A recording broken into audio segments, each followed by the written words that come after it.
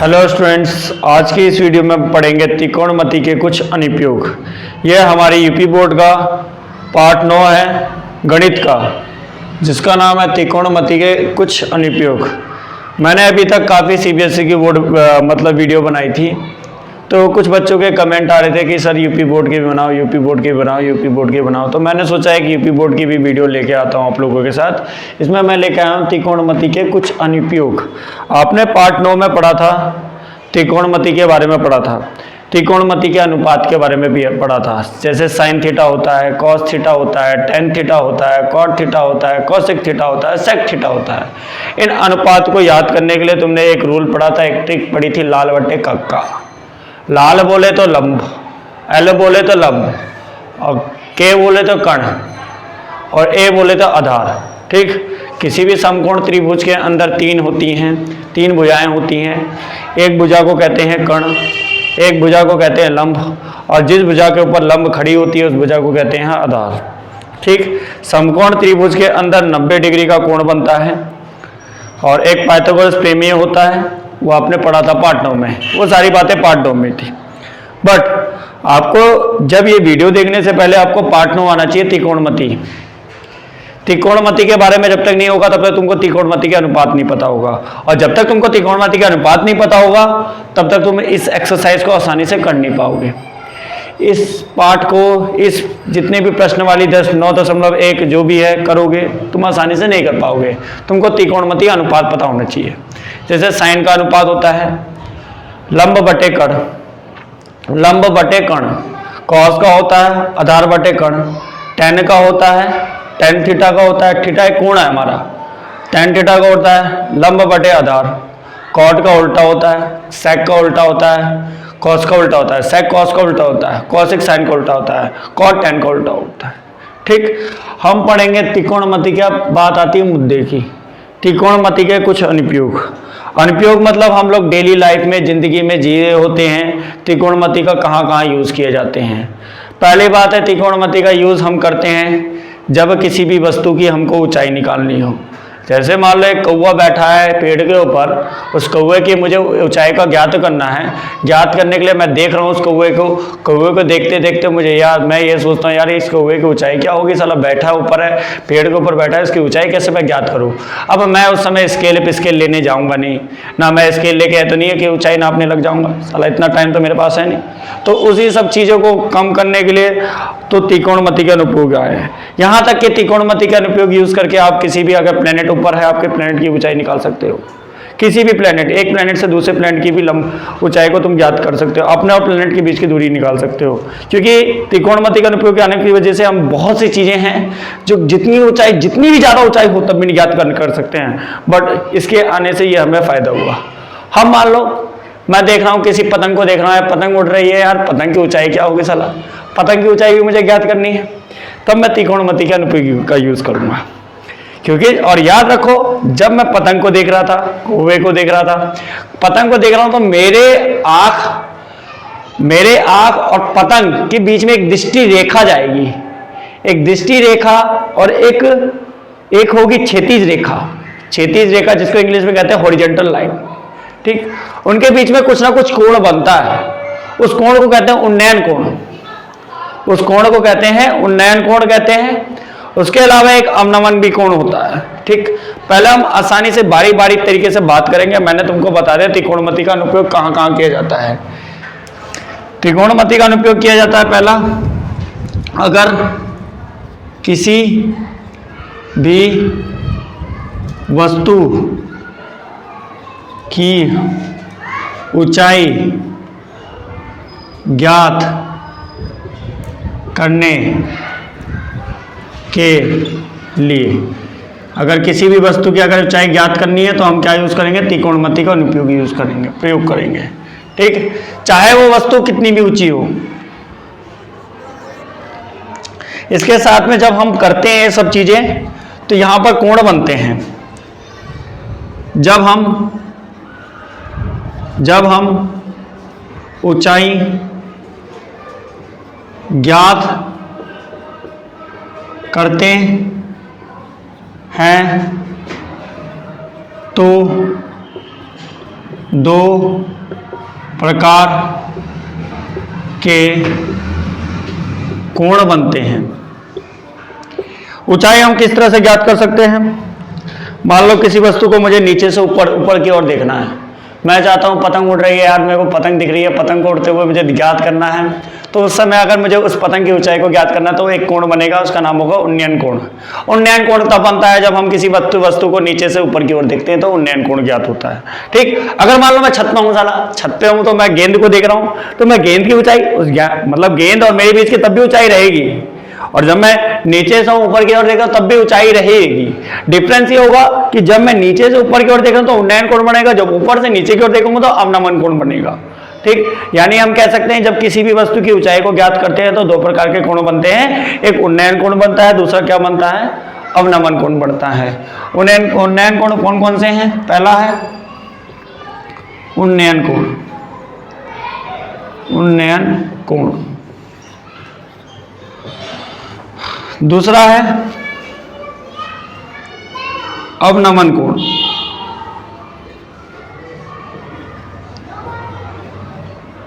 ठीक, और जब ये सारी चीजें होती हैं, इसका नाम दे दो आ, इसका नाम दे दो बा। ठीक, आ बा, इसका नाम दे दो सा। जब ये कोण बनते किसके किसके बीच में है? ये कोण बनते हैं क्षैतिज रेखा और दृष्टि रेखा के बीच में, ये दोनों कोण बनते हैं। ये दोनों कोण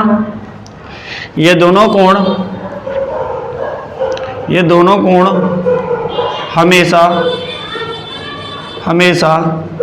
क्षैतिज रेखा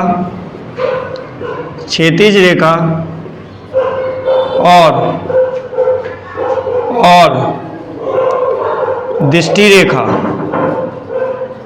दृष्टि रेखा के बीच में बनते हैं। ठीक, मैंने तुमको ये बता दिया। अब क्या करने वाले हैं इस पार्ट में, हम किस किस चीज़ों के बारे में जानकारियां प्राप्त करने वाले हैं, क्या क्या हमको करने हैं, किस किस चीज़ों की वस्तु की ऊंचाई निकालनी है। ठीक, अब मैं तुमको पहले का वर्ड समझ में आ गया। पहला इनके मतलब किसी भी वस्तु की ऊंचाई को ज्ञात करने के लिए हम लोग क्या यूज करते हैं?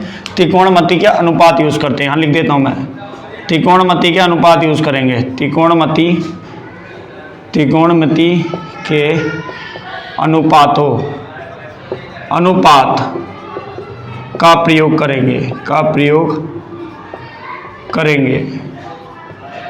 ठीक, और जब किसी वस्तु की ऊंचाई ज्ञात करते हैं दो प्रकार के कोण बनते हैं, एक उन्नयन कोण बनता है, दूसरा अवनमन कोण बनता है। उन्नयन कोण की बात करेंगे, स्पेशल हम बात करेंगे क्या होता है उन्नयन कोण, क्या होता है, और अवनमन कोण क्या होता है हमारा, इसके बारे में, दोनों के बारे में बात करेंगे। दूसरी बात मैंने तुमको बताई है क्षैतिज रेखा क्या होती है, और चौथी बात बताई दृष्टि रेखा। इन चार वर्ड के बारे में जिनको मैंने अंडरलाइन किया है मार्कर से, उनके बारे में हम बात करते हैं क्या होते हैं। जब तक हमको ये चारों का मतलब नहीं मालूम होगा, चारों के बारे में नहीं मालूम होगा, तब तक हम आसानी से एक्सरसाइज नहीं कर पाएंगे, आसानी से प्रश्नावली नहीं कर पाएंगे। ठीक, त्रिकोणमिति का अनुपात के बारे में मैं बता चुका हूं तुमको पहले। अगर नहीं मालूम है तो मैं उसके लिए स्पेशल देखना पड़ेगा, तभी आप कर पाओगे। ठीक, ये सब लोग नोट डाउन कर लो बेटा स्टूडेंट्स अभी नोटबुक में। इसके बाद देखो हम चारों के बारे में पढ़ेंगे।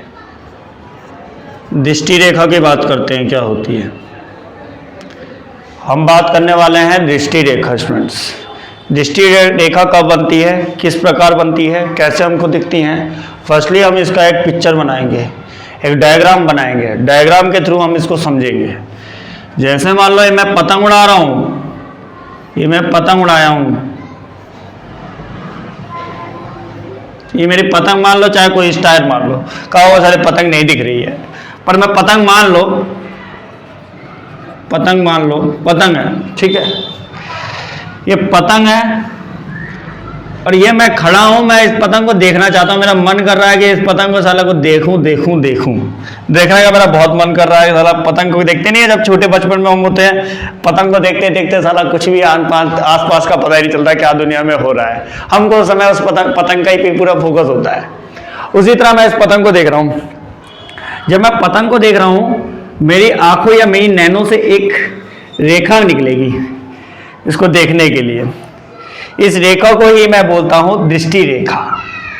इसको मैं बोलूँगा दृष्टि रेखा। जो निकलेगी रेखा मेरी नैनो मेरी आंखों से जो पतंग को देखने के लिए रेखा निकलेगी उसको मैं बोलूँगा दृष्टि रेखा। ठीक, अगर आपको पतंग ना लग रही हो तो कहो तो मैं पतंग बना ही देता हूँ। ये मेरी पतंग हो गई है। ठीक, तो यहाँ से हम दृष्टि रेखा की डेफिनेशंस लिख सकते हैं, परिभाषा लिख सकते हैं दृष्टि रेखा की। दृष्टि रेखा की क्या परिभाषा होती है? जब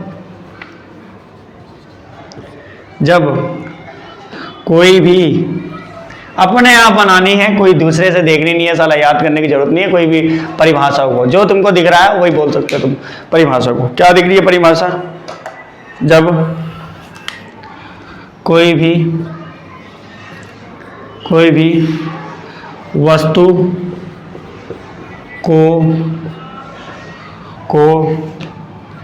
देखने के लिए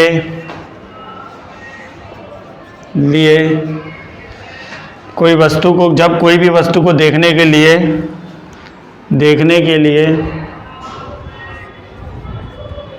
जो रेखा किसी भी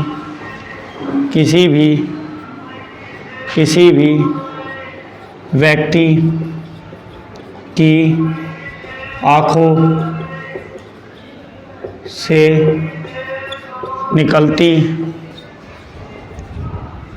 निकलती है उसे दृष्टि रेखा कहते हैं। देखो, मैंने कोई डेफिनेशन याद नहीं किया, मैंने कहीं से याद नहीं किया, मैंने जो लिखा है वही जो मैंने बनाया वही लिख दिया। क्या लिखा मैंने? दृष्टि रेखा, जब कोई भी वस्तु को देखने के लिए जो रेखा किसी भी व्यक्ति की आंखों से निकलती है उसे दृष्टि रेखा कहते हैं। जैसे ये व्यक्ति चाहता है इस वस्तु को देखने के लिए इसकी नैनों से या इसकी आंखों से एक रेखा निकलेगी, उस रेखा को क्या बोलेंगे हम लोग? दृष्टि रेखा। समझ में आया दृष्टि रेखा के बारे में? दूसरा वर्ड था मेरा क्षैतिज रेखा। क्या होती है? जब भैया कोई भी व्यक्ति है, कोई भी पर्सन है भैया, किसी ना किसी चीज़ के ऊपर खड़ा तो होगा ना, तभी तो देखेगा। तो जी साला आसमान में बन जाएगा कि जी वो बन जाएगा, सुपरमैन बन जाएगा, शक्तिमान बन जाएगा, वो हवा में चढ़ के देख पाएगा, बैटमैन, क्रिस कुछ तो नहीं बन पाएगा ना। बनेगा इंसान ही है, वो तो व्यक्ति है। भगवान तो है नहीं कि ब्रह्मा जी की तरह बैठा हुआ है ऊपर देख रहा है किसी चीज़ को, ऐसा कुछ नहीं है। वो किसी पृथ्वी के ऊपर बैठा हुआ खड़ा होगा। इसी तरह ये पर्सन जो है किसी ऊपर खड़ा हुआ है, किसी चीज़ के ऊपर खड़ा हुआ है, जो कि इसके लिए वो जो रेखा जाएगी उस तरफ से, उस रेखा को बोलेंगे क्षैतिज रेखा। इस रेखा को बोलते हैं हम लोग क्षैतिज रेखा। क्षैतिज रेखा। ठीक, क्षैतिज रेखा के बारे में देख लो क्या होता है। क्षैतिज रेखा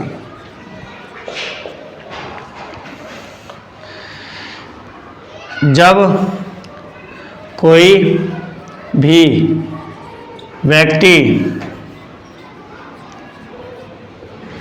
किसी भी वस्तु जब कोई भी व्यक्ति किसी भी वस्तु को देखने के लिए किसी रेखा पर खड़ा रहता है, उसी रेखा को क्षैतिज रेखा कहते हैं। क्षैतिज रेखा क्या कहते हैं? जब कोई भी पर्सन है या कोई भी व्यक्ति है किसी भी चीज़ को देखने के लिए, जिसके ऊपर, जैसे मैं हूँ अभी यहाँ खड़ा हूँ, मैं एक ज़मीन के ऊपर खड़ा हूँ, मेरी ज़मीन से जो लाइन जाएगी उस रेखा को बोलेंगे क्षितिज रेखा। जैसे एक ये पर्सन है, एक ये व्यक्ति है, मैं ही हूँ व्यक्ति, इस एक ये एक रेखा है, क्योंकि मैं इसी के ऊपर खड़ा हूँ। एक खड़े होने से जो रेखा जा रही है उसको रेखा को बोलते हैं क्षितिज रेखा। ठीक, मान लो तुम ही खड़े हो, किसी पेड़ पौधे के पास गए, पेड़ पौधे के बाद जमीन में खड़े हो, जमीन से एक रेखा जो जाएगी उसको बोलेंगे क्षितिज रेखा, और जो तुम उसको देखने के लिए जो रेखा जाएगी उसको बोलेंगे दृष्टि रेखा। अब कहोगे सर ये तो नीचे से ऊपर की ओर देखना, आपने तो बताया ऊंचाई तो हम ऊपर से नीचे के लिए भी ज्ञात करते हैं। उस समय हमारे लिए क्षितिज रेखा क्या होगी? उस समय भी होगी क्षितिज रेखा, बिल्कुल होगी क्षितिज रेखा। उस समय की हमको क्षितिज रेखा दिखती नहीं है। क्यों नहीं दिखती? जब हम देखते हैं, जैसे मान लो जब हम खड़े हैं, ठीक है, उस समय की क्षितिज रेखा को हम लोग इमेजिनरी लाइन से डिनोट करते हैं। इमेजिनरी लाइन मतलब मान लो कि वो लाइन है कोई, ठीक है। अभी देखेंगे उस टाइप का भी क्वेश्चन देखेंगे, तुम्हारे मन में ज्ञात हुआ है तो उसका भी प्रश्न करेंगे, ठीक है। अभी जान लो क्षितिज रेखा क्या होती है और दृष्टि रेखा क्या होती है। अब इसके बारे में हम बात करने जा रहे हैं उन्नयन कोण अवनमन कोण के बारे में। उन्नयन कोण क्या होता है, अवनमन कोण क्या होता है, ठीक। ये मेरी नोट डाउन कर लो इसको स्टूडेंट्स। इसके बाद एक बात करते हैं उन्नयन कोण अवनमन कोण के बारे में। उन्नयन, इसको नोट डाउन कर लो स्टूडेंट्स।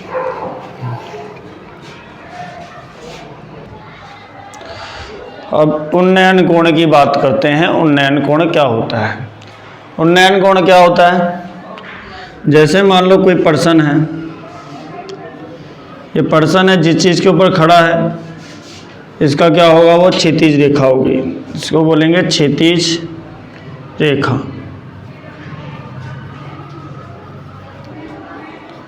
क्षितिज रेखा, ठीक। यह पर्सन चाहता है, इस पतंग को देख रहा है, ये व्यक्ति इस पतंग को देख रहा है, इस पतंग की ऊंचाई को ज्ञात करना चाहता है। ऊंचाई को ज्ञात करना है, मतलब ये ऊंचाई है पतंग की, ठीक। ऊंचाई है, बिल्कुल लंब की तरह दिख रही है, तो ये 90 डिग्री का कोण बनाएगी, ठीक। अब जब ये पतंग को देखेगा तो मैंने बताया था इसकी आंखों से एक रेखा निकलेगी। किसी भी व्यक्ति को कोई जब कोई चीज़ देखता है तो देखते वक्त एक रेखा निकलती है, और रेखा वो किसकी आंखों से मिलेगी? दृष्टि नाम से उपलब्ध हो रहा है। दृष्टि मतलब दृष्टि कहाँ से देखेगा? वो आंखों से देखेगा ना, दृष्टि से। तो इसीलिए तरह उसकी जब रेखा निकलेगी तो दृष्टि रेखा, दृष्टि रेखा, ये दृष्टि रेखा है, ये दृष्टि रेखा। ये दृष्टि रेखा क्षैतिज रेखा के बीच में बनने वाले कोण, ये जो बीच में ये कोण जो बन रहा है, ये कोण बन रहा है, इस कोण को कह रहे हैं हम लोग उन्नयन कोण। उन्नयन कोण समझ में आया? उन्नयन कोण कब बनता है?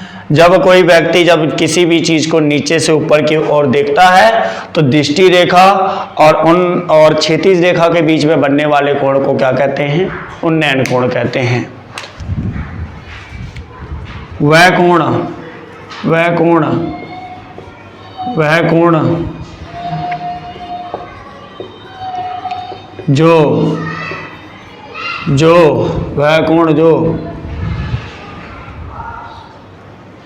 वह कोण जो दृष्टि रेखा, कोण जो क्षैतिज रेखा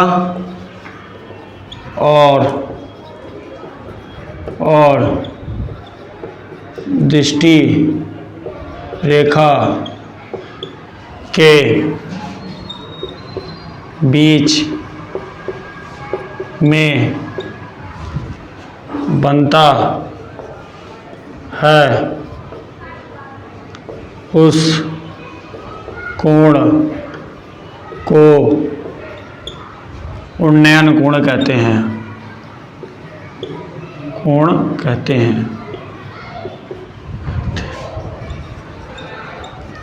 एक नोट लिखोगे, नोट ये रहेगा उन्नयन कोण हमेशा उन्नयन कोण हमेशा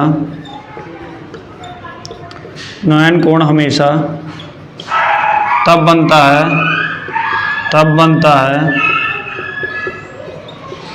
है जब कोई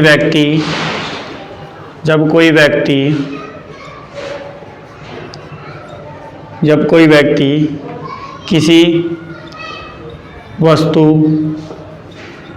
को नीचे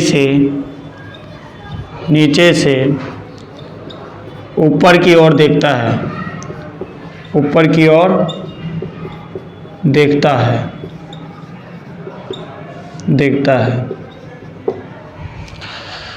अब बात आती है अवनमन कोण की। समझ में आ गया आप लोगों के उन्नयन कोण क्या होता है? जी सर, बिल्कुल आ गया समझ में। उन्नयन कोण क्या होता है? आपने एक एक चीज़ लिख दी है, एक एक चीज़ समझा दी है, जिसकी वजह से आसानी से समझ में आ रहा होना चाहिए। ठीक, अब बात आती है अवनमन कोण क्या होता है। मैं इसी के नीचे लिख दे रहा हूं अवनमन कोण।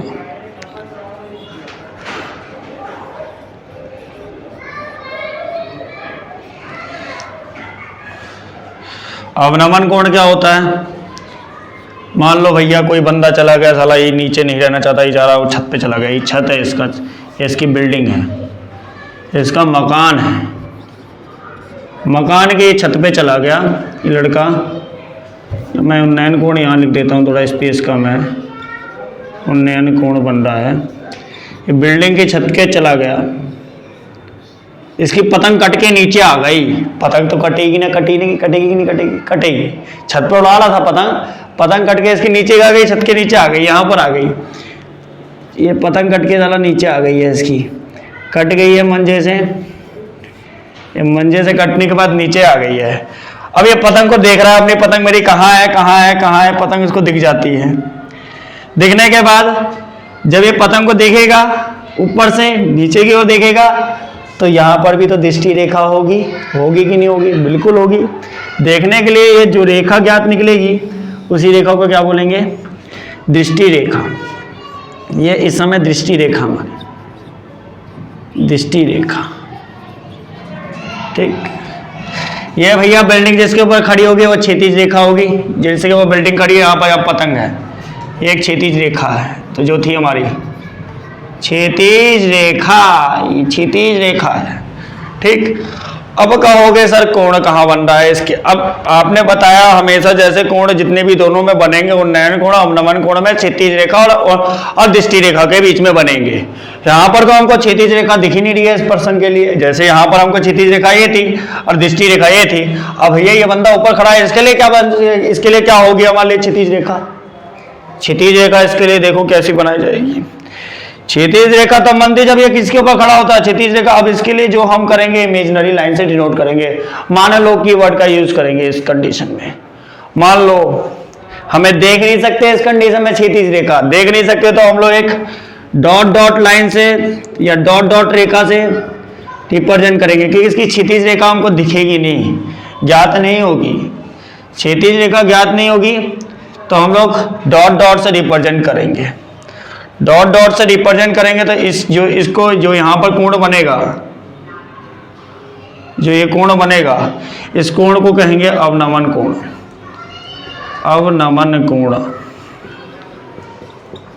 इस समय क्षैतिज रेखा इस पर्सन के लिए होगी, ये नहीं होगी क्षैतिज रेखा, क्योंकि ये देखने और इसके बीच की जो कोण बनता है उसको बोलते हैं, ये है क्षैतिज रेखा। इसके लिए इस कंडीशन में क्षैतिज रेखा ये है। इमेजिनरी लाइन है, इमेजिनरी लाइन मान लो वाली लाइन है, मान लो कि यही लाइन है।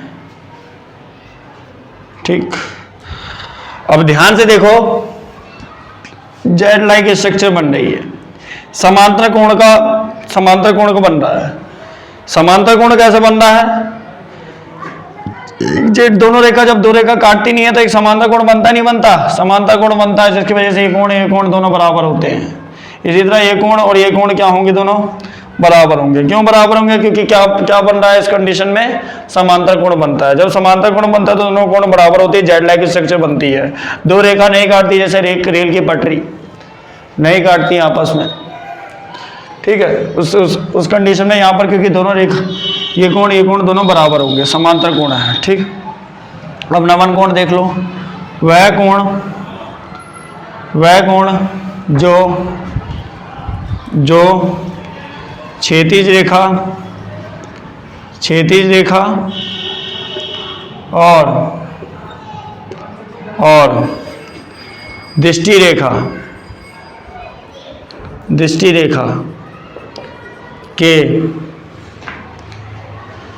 बीच में बनता हो उसे अवनमन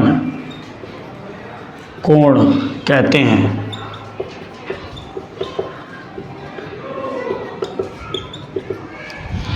अब दोनों में इसके भी नोट देख लो, ये कब बनता है, ये मेन नोट वाली बात याद करने वाली है। अवनमन कोण कब बनता है? अवनमन कोण हमेशा, अवनमन कोण हमेशा तब बनता है जब कोई व्यक्ति ऊपर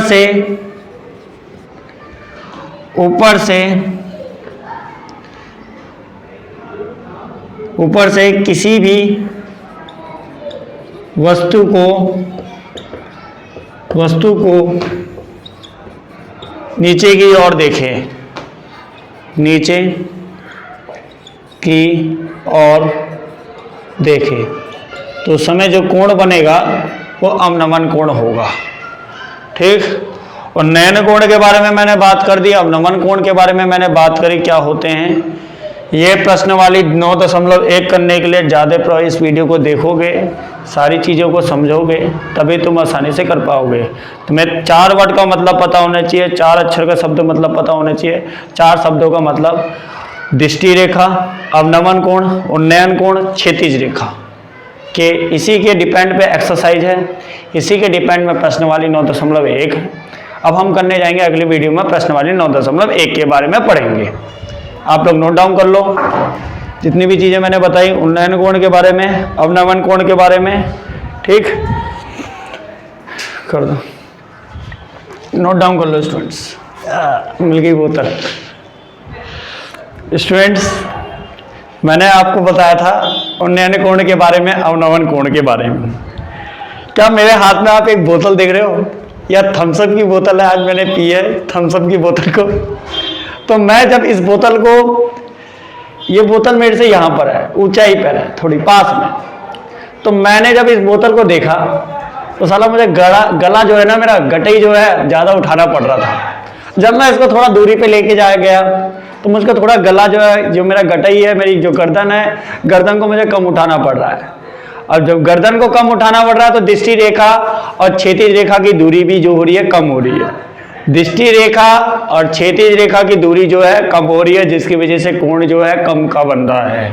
और जब मैं इस बोतल को आज मैं ऊपर की अपने पास लेके आ जाता हूँ तो ऊपर से देखता हूँ, तब दृष्टि रेखा और क्षैतिज रेखा के ज़्यादा दूरी दिख रही है, और ज़्यादा दूरी दिखने की वजह से कोण भी क्या हो जा रहा है, ज़्यादा हो जा रहा है। यानी हम कह सकते हैं जब किसी वस्तु से जितना भी हम दूर रहते हैं उस समय कोण भी जो बनता है उतना ही कम बनता है।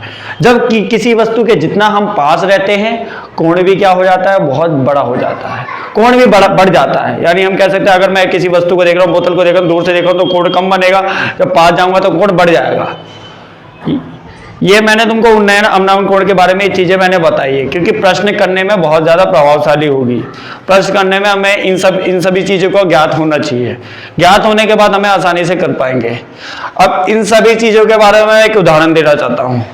उदाहरण देखो, उदाहरण क्या है, उदाहरण करेंगे एक उदाहरण। भाई पतंग वाला करें, बोतल वाला करते हैं। पतंग वाला कर लो सब, बोतल वाला पतंग वाला कर लो।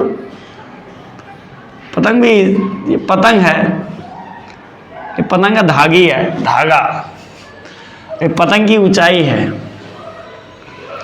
ये पतंग का जिसके ऊपर खड़ी है, पतंग जिस खंबे के ऊपर खड़ी है, क्षैतिज रेखा है। ये पतंग को देखने वाला बंदा मैं हूँ, देख रहा हूँ अपनी पतंग को करते हुए। मैं बहुत पतंग देखता था पहले, छोटा था। आज भी मैं इस पतंग को देख रहा हूँ तो मेरी आंखों से, एक मेरी नैनों से एक दृष्टि रेखा निकलेगी। दृष्टि रेखा और ये एक क्षैतिज रेखा है, इसके बीच में एक कोण बनेगा। मेरा दोस्त आया, यार तू इस पतंग को देख रहा है, कभी तूने इस पतंग की ऊंचाई को ज्ञात किया है, कितनी ऊंचाई होगी? तो मैंने कहा नहीं यार, मैं ज्ञात करने की कोशिश करता हूँ। तो बोला यार त्रिकोणमिति का अनुप्रयोग पढ़ो, तुम्हें ज्ञात हो जाएगी ऊंचाई। तो मैंने कहा यार उसमें तो मैंने ये भी पढ़ा था कि कोण तो बनना चाहिए, कोण बन रहा है, बिल्कुल बन रहा है इसमें कोण, 30 डिग्री का कोण बन रहा है। इस पतंग और मेरे बीच की दूरी है मान लो 4 सेंटीमीटर, मान लो 4 मीटर, मान लो 4 मीटर है, ठीक। अब मुझे इस पतंग की ऊंचाई ज्ञात करनी है, इस पतंग की ऊंचाई ज्ञात करनी है। यहाँ 90 डिग्री का कोण बन रहा है। तुम कहोगे जो मान लो नए बच्चे हैं, जो 8वीं क्लास के होंगे, 7वीं क्लास के बच्चे होंगे, जो मान लो जो इस बच्चे को कुछ पता नहीं होगा, जो ढीठ होगा, नालायक होगा, गोबरदास होगा, वो क्या करेगा, पाइथागोरस प्रमेय खुल के बोलेगा, पाइथागोरस प्रमेय। जो इंटेलिजेंट बच्चा होगा, टॉपर बच्चा होगा, वो इस वर्ड का यूज नहीं करेगा, पाइथागोरस प्रमेय। वो कहेगा हम तो त्रिकोणमिति के कुछ अनुप्रयोग का प्रयोग करेंगे, त्रिकोणमिति के अनुपातों का प्रयोग करेंगे, जो कि आसानी से निकाल लेंगे। पर उसको ये नहीं मालूम होगा पाइथागोरस प्रमेय तब प्रयोग कर सकते हैं जब हमारे पास 3 भुजाएं दे रखी हो, 3 भुजाएं में से 2 भुजाएं दे रखी हो, कर्ण दे रखा हो, लंब दे रखा हो, आधार में से 2 चीजें दे रखी हो, तब हम पाइथागोरस प्रमेय यूज कर सकते हैं, प्रयोग कर सकते हैं। बट यहां पर हमको तो एक ही चीज दे रखी है तीनों चीज में से, न कर्ण दे रखा, न लंब दे रखा, सीधा आधार दे रखा, और साला हमसे लंब पूछ लिया। तो हम लोग इस कंडीशन में त्रिकोणमिति के अनुपातों का प्रयोग करेंगे। कैसे करेंगे त्रिकोणमिति का अनुपात? इसका नाम दे दो ए, इसका नाम दे दो बी, सी, ठीक। हमको निकालना है, ये क्या है हमारा, लंब है, ये क्या है, आधार है, और ये क्या है, कर्ण है। लंब और आधार, लंब और आधार की बात कौन बताता है? लंब और आधार का संबंध कौन बताता है? संबंध बताता है tan और कोट बताता है, उसके अलावा कोई संबंध नहीं बताता है लंब और आधार का। क्योंकि हमें लंब से लेना है और देना किससे है, लेना किससे है, आधार से, और देना किसको है, लंब को। जब लेना देना दोनों से, दोनों के संबंध हो गए तो वो कौन बताएगा लेना देने का संबंध? tan बताएगा, ठीक है। क्योंकि आधार हमको 4 मीटर दे रखा है और लंब हमको निकालना है। कैसे निकालेंगे? एबीसी त्रिभुज में, एबीसीडी त्रिभुज में, इस त्रिभुज में देखेंगे, त्रिभुज में क्या दिख रहा है हमको, कौन बता रहा है, tan बता रहा है, लंब और उसका दोनों का रिलेशन। tan का क्या होता है, क्या होता है, लंब बटे आधार होता है। हालांकि कोट भी बता सकता है। आपको कैसे याद करोगे, लाल बट्टे कक्का कर लोगे, लाल बट्टे कक्का, ये जो है tan का है, ये साइन का है, ये कॉस का है, तीनों का रिलेशन है, ठीक। थीटा कितने का कोण है, उन्नयन कोण कितना है, 30 डिग्री का। लंब कितना है, h है।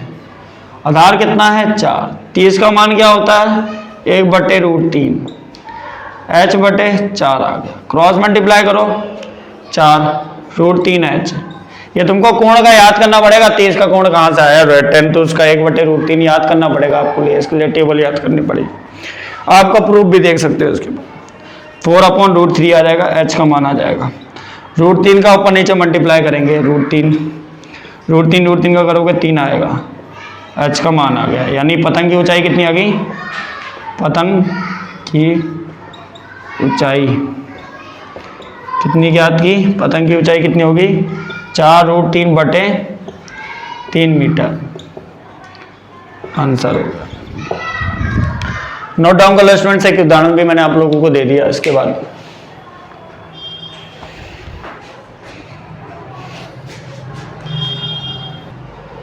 स्टूडेंट्स, ये मैंने 4√3/3 कैसे आया, इसका मैंने उसका करा परिमेयकरण करा।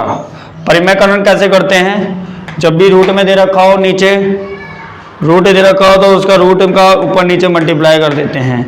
4√3 आ जाएगा, √3 का गुणा करोगे 3 आएगा, 4√3/3 आ गया, h का पतंग की ऊंचाई हो गई, ठीक। नोट डाउन कर लो स्टूडेंट्स इसको।